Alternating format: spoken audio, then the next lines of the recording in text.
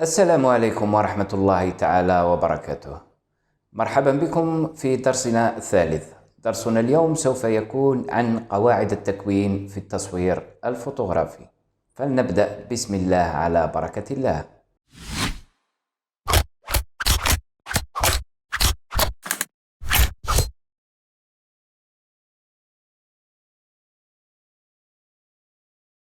هناك عدد من قواعد التكوين التي يتم مراعاتها عند القيام بأي عمل تشكيلي، سواء كان رسم بالأقلام أو رسم بالضوء، ومن ثم فإن هذه القواعد يجب وضعها في الاعتبار أثناء ترتيب عناصر موضوع التصوير داخل إطار الصورة. ويمكن إجمال هذه القواعد في النقاط التالية. أول قاعدة، وهي المعروفة والمنتشرة في عالم التصوير الفوتوغرافي، وهي قاعدة الأثلاث. La règle des tiers.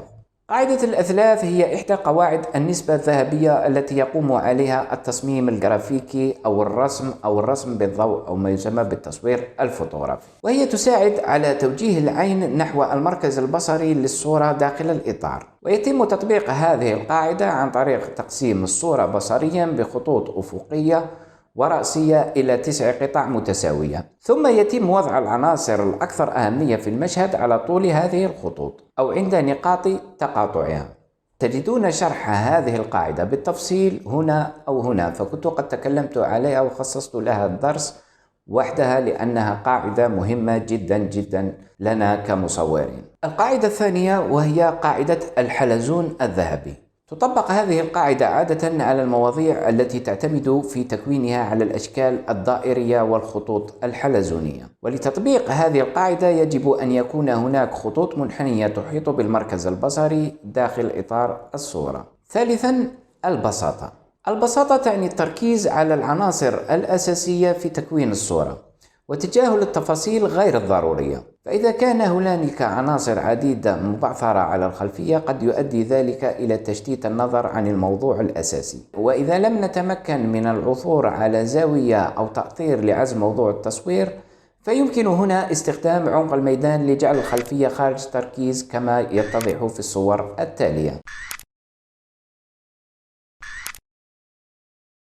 رابعا، التباين.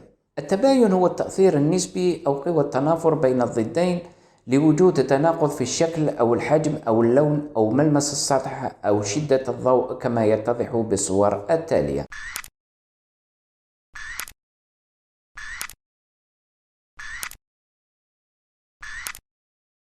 خامسا، الاتزان.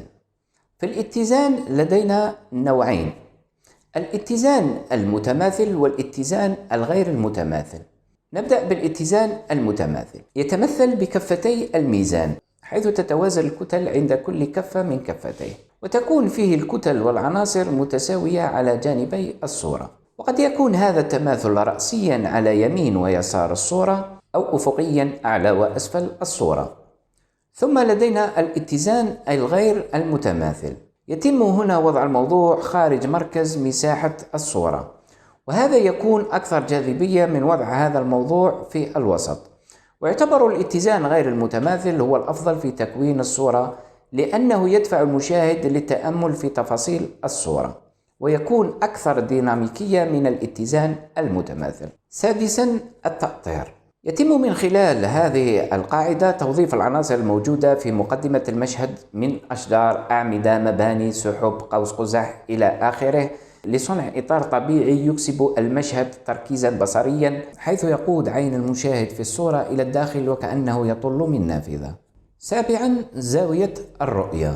زاوية الرؤية أو زاوية التصوير لها تأثير على إدراك العقل لقرب أو بعد خط الأفق الذي يفصل بين حدود السماء وحدود الأرض. فكلما ارتفعت زاوية الرؤية أو زاوية التصوير، كلما زاد الإحساس بالعمق وابتعاد خط الأفق.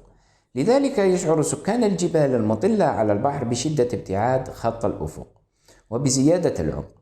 وتعتبر زاوية التصوير هي واحدة من أفضل الطرق للتوصل إلى صورة غير مألوفة تعبر عن وجهة نظر. إذن لدينا زاوية الرؤية المنخفضة. تستخدم عادة لإظهار الأجسام المرتفعة من أبراج وجدران وأسقف كما تعبر عن ضخامة الموضوع.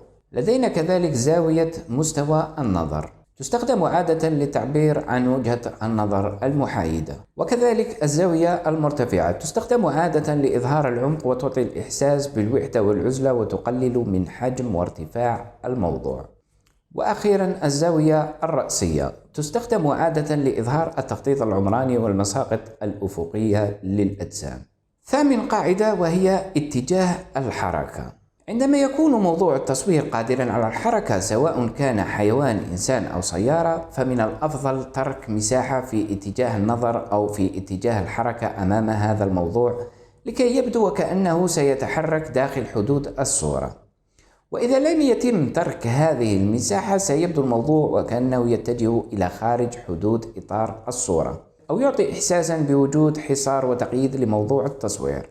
تاسعا الخطوط الدالة أو خطوط التوجيه. تعتبر الخطوط الدالة عناصر توجه عين المشاهد خلال الصورة إلى الموضوع الرئيسي للصورة، وتكون هذه الخطوط منحنية أو مستقيمة أو متقاربة، فهي بمثابة لوحات إرشادية لعين المشاهد لجذب نظره إلى العنصر الرئيسي والمهم في الصورة.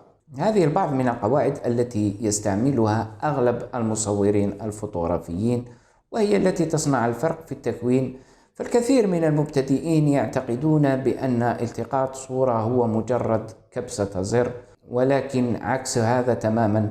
فلالتقاط صورة ناجحة يجب التركيز على قواعد التصوير الفوتوغرافي وكذا إعدادات الكاميرا من تباين لوني وتباين ضوئي إلى آخره. وصلنا إلى نهاية الدرس. درسنا القادم سوف يكون إن شاء الله عن مثلث التعريض وإعدادات الكاميرا من الوضع الأوتوماتيكي إلى الوضع اليدوي، مرورا بالأولوية لفتحة العدسة والأولوية لسرعة الغالب. دمتم في رعاية الله وحفظه. سلام.